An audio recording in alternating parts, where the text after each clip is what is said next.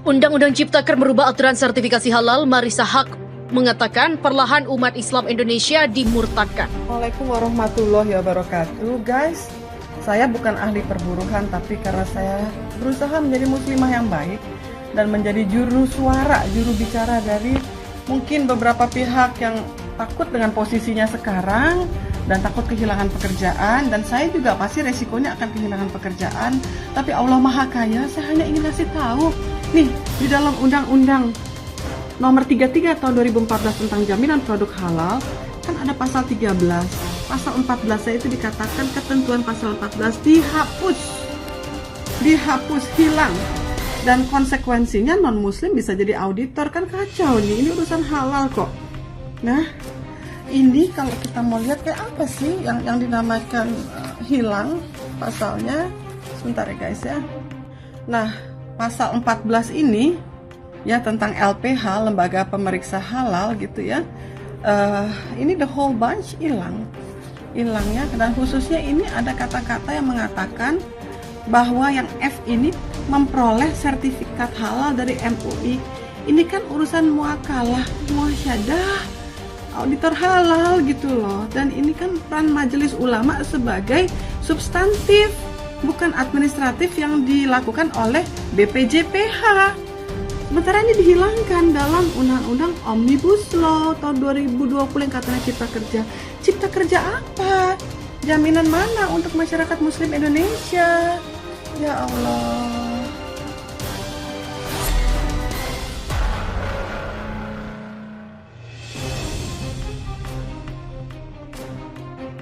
Artis era 80-an Marissa Haque menyebut Undang-Undang Cipta Kerja sebagai kejahatan terorganisir. Selain itu, Undang-Undang Cipta Kerja bikin murtad massal. Warga Muslim Indonesia bisa dibuat murtad atau pindah agama karena aturan dalam Undang-Undang Cipta Kerja. Hal itu disebabkan artis era 80-an Marissa Haque dalam akun Instagramnya menyoroti Undang-Undang Cipta Kerja menghilangkan peran MUI sebagai pemberi label halal. Bagaimana mungkin NKRI yang bukan negara Islam ini tega menghilangkan peran ulama MUI sebagai pemberi fatwa halal dan digantikan dengan seorang dirijen level eselon 1 ketua BPJPH yang kasusnya sedang bergulir di pengadilan karena memalsukan fatwa halal MUI dan buat logo halal tandingan Majelis Ulama Indonesia. Ini kejahatan yang terorganisir. Bahkan Marissa Haque menyebut jumlahnya sampai 87%. Sebanyak itu warga Indonesia yang bisa murtad karena Undang-Undang Cipta Kerja. Marissa Haque menuliskan pandangannya tentang Undang-Undang Ciptaker yang telah disahkan oleh Dewan Perwakilan Rakyat DPR pada Senin 5 Oktober. Dengan mengunggah tangkapan layar berisi berita yang berjudul Undang-Undang Cipta Kerja, LPPOM MUI substansi halalnya ambiar tersebut, Marissa menilai bahwa Omnibus Law sungguh jahat. Marissa juga menyayangkan jika para pekerja hanya diberi waktu setengah jam minimal untuk waktu istirahat saat bekerja.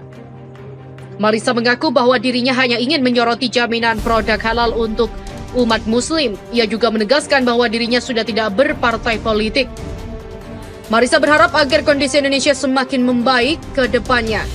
Bagaimana doa kita umat Islam Indonesia bisa dikabulkan oleh Allah Azza wa Jalla jika seluruh elemen di badan kita terbangun dari makanan haram yang kita konsumsi. Bangun guys, buka mata dan mata hati kita. Kita memang harus bersabar dan musibah yang datang, tapi kita tidak boleh sabar atas kezoliman, apalagi ini zolim yang terbuka. Pungkas dari Marissa Haque. Guys, saya bukan ahli perburuhan, tapi karena saya berusaha menjadi muslimah yang baik dan menjadi juru suara, juru bicara dari mungkin beberapa pihak yang takut dengan posisinya sekarang dan takut kehilangan pekerjaan, dan saya juga pasti resikonya akan kehilangan pekerjaan. Tapi Allah Maha Kaya, saya hanya ingin kasih tahu nih, di dalam Undang-Undang Nomor 33 tahun 2014 tentang jaminan produk halal kan ada pasal 13. Pasal 14 itu dikatakan ketentuan pasal 14 dihapus, hilang, dan konsekuensinya non muslim bisa jadi auditor. Kan kacau nih, ini urusan halal kok. Nah, ini kalau kita mau lihat kayak apa sih yang dinamakan hilang pasalnya. Sebentar ya guys ya. Nah, pasal 14 ini ya tentang LPH, lembaga pemeriksa halal gitu ya. Ini the whole bunch hilangnya, dan khususnya ini ada kata-kata yang mengatakan bahwa yang F ini memperoleh sertifikat halal dari MUI.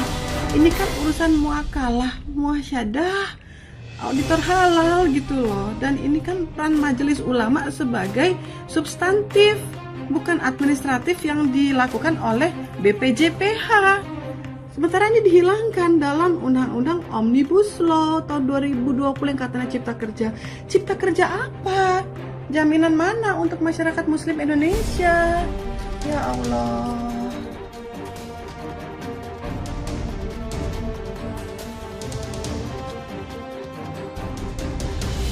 Artis era 80-an Marissa Haque menyebut Undang-Undang Cipta Kerja sebagai kejahatan terorganisir.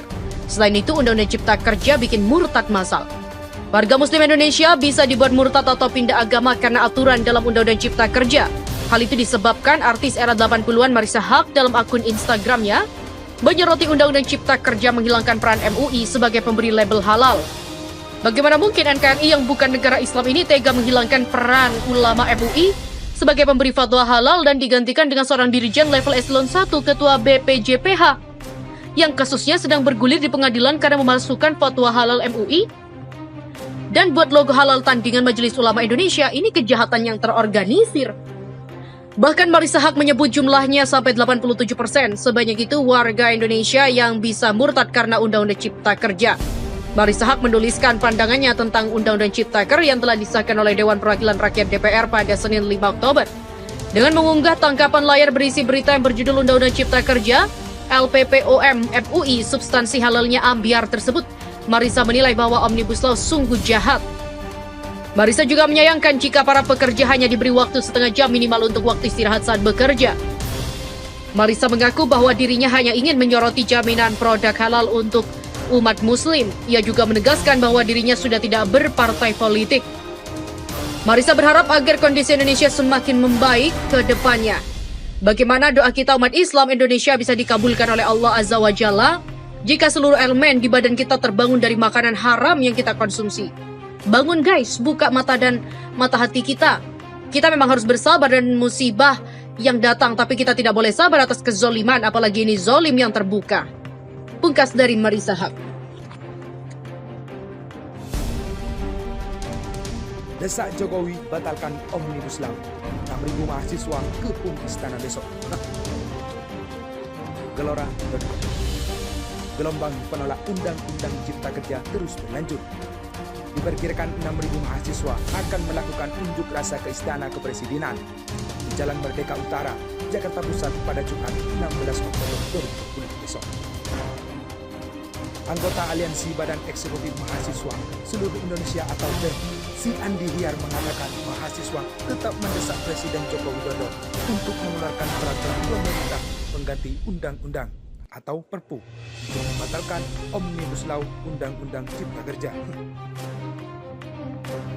Estimasi akan turun sekitar 6.000 orang, baru datang dari wilayah Kalimantan dan Sulawesi. Tuntutannya masih sama dengan kemarin. Kami tetap desak Presiden untuk mengeluarkan Perpu, kata Andi, Kamis 16 Oktober 2020. Dia menerangkan aksi akan dimulai sekitar pukul 13.00 waktu Indonesia Barat atau setelah sholat Jumat. Mereka mendesak pemerintah membatalkan Undang-Undang Cipta Kerja dan fokus mengendalikan pandemi COVID-19. Saat hati rakyat telah tersakiti, buruh menjadi korban atas kerakusan para penguasa dan oligarki, pendidikan, perekonomian, kesehatan, dan segala aspek kehidupan dikebiri. Maka sampaikanlah ke seluruh pelosok negeri bahwa demokrasi kita telah mati, ujarnya. Andi meminta seluruh massa aksi untuk membekali diri dengan masker, face shield, hand sanitizer, dan obat-obatan pribadi, mengingatkan demonstrasi akan dilakukan saat pandemi COVID-19. Diketahui, DPR dan pemerintah mengesahkan rancangan Undang-Undang Cipta Kerja menjadi undang-undang dalam rapat paripurna di gedung DPR, Senayan pada Senin 5 Oktober 2020. Keputusan ini disetujui oleh 7 dari 9 fraksi.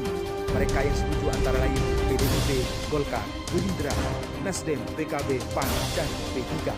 Sementara 2 fraksi yang penolak adalah Demokrat dan PKS. Pengesahan Undang-Undang Cipta Kerja ini juga mengundang reaksi keras dengan gelombang demonstrasi dari masyarakat sipil, seperti mahasiswa, masyarakat adat, kelas pekerja para guru, hingga tokoh agama.